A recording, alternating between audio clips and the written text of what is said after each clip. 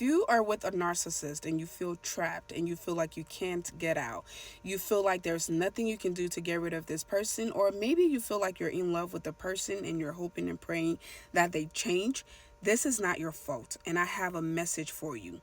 A lot of people will try to talk down on you or try to make you look crazy or just try to what's the word? They will try to dismiss your feelings and try to play it off, just play off your feelings and things like that. This is a real thing. Dealing with a narcissist is very, very complicated. And the only people who will truly understand are people who have been through it, or maybe a therapist. But even with that, I feel like even if that therapist has never really been through a narcissistic relationship or narcissistic abuse, they truly don't understand. Now, they can give you textbook resolutions, but only a person who's really been through narcissistic abuse can really tell you what it feels like. So with that said, I want to do an exercise with you guys. A lot of you are trauma bonded with the narcissist. You know that they're not good for you. You know that you shouldn't be with them. You know that these people are bad news all day, every day. They're abusive. All of these things, they're not there for you. They're not there for the kids. All of the negative things you can think about. You know all of this.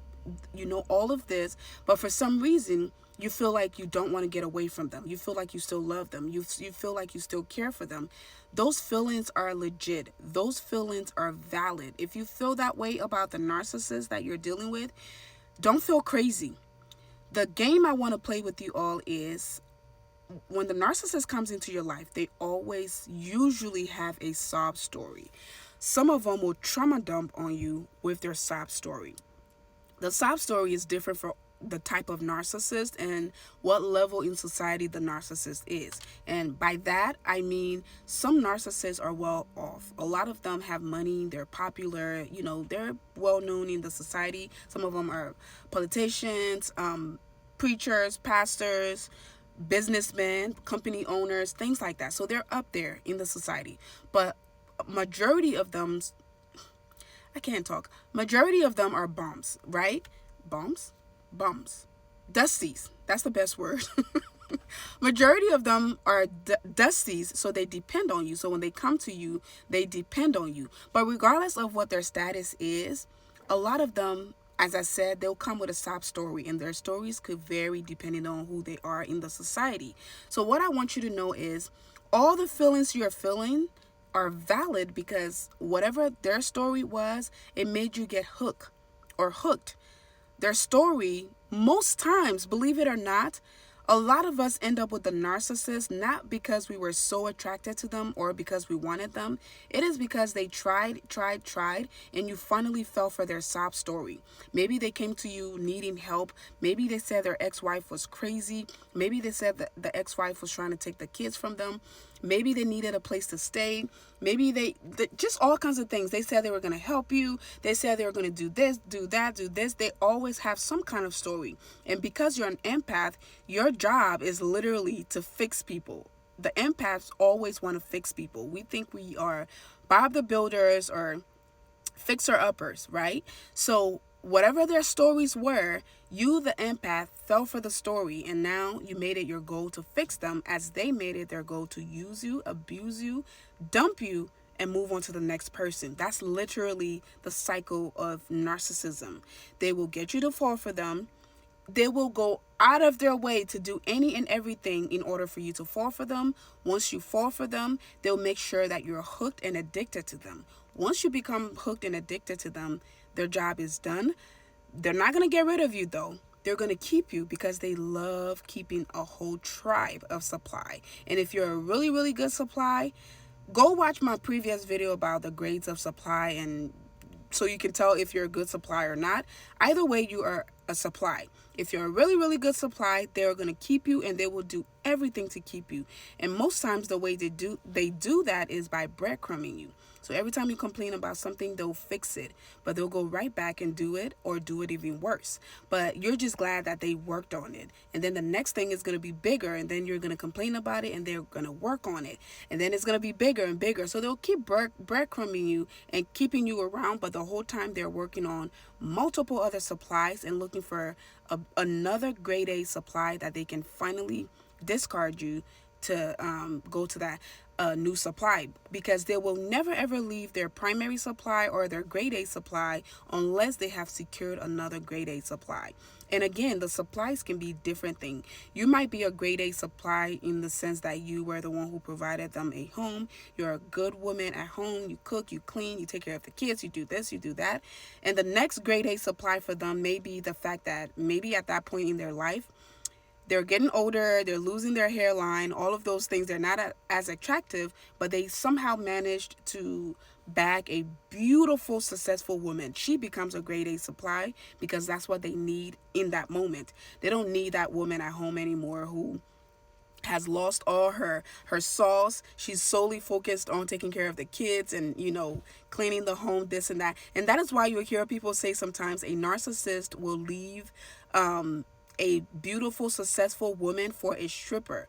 Maybe in that moment he feels like a stripper or a, what's the word, escort is the kind of woman he wants, because a lot of times those women, let's face it, a lot of times those women are very attractive, they're very beautiful, and maybe that's what he wants in that moment. So she becomes a grade A supply, so he'll dump you because compared to her, you've let yourself go. Maybe you've had a few kids, let yourself go.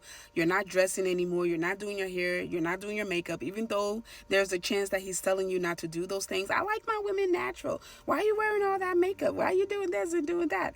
Go look in his phone or go to his IG. All the women he's following are women who are wearing buckets and buckets and buckets of makeup. So don't let that fool you, all right? Anyway, I say all of that to say, let's play this game. First, I wanted to acknowledge your feelings, right? Your feelings of being addicted and trauma bonded to the narcissist. The reason you are that way was because of the story that they told you. They told you a story that made you fall for them. Every time you try to leave, they tell you a story. They'll cry. They'll tell you a sob story as to why you can't leave them. They're nothing without you. They need you. They love you, blah, blah, blah. So what I want you to do is I want you to comment below, what was the story that the narcissist told you that hooked you to them? For me, I'll go first.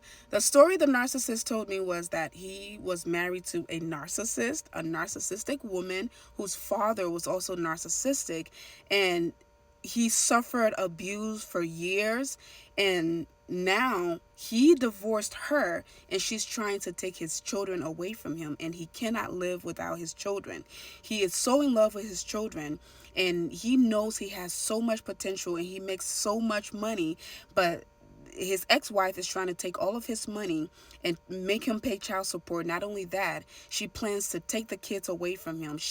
Her and her narcissistic family plan to take his kids away from him, and he'll never see the kids again. Me being a mom at that time and knowing how important my daughter was to me and how much I loved my daughter, that was one of the stories that really, really got me. And he painted her out as such a villain. Every chance he got, he had something nasty to say about her and how she didn't know how to take care of the kids. She wasn't teaching them manners. They were going to end up on drugs. They were going to end up in therapy like her. Like, he had a lot to say, and me wanting to help. He didn't have a dime, but he lied and said he had this money, he had potential, he was a financial advisor, blah, blah, blah. Some way, somehow, I ended up paying $12,000 for the first court case for the custody battle. That's how much of a story he told me. That's how much I was willing to help him not lose his kids.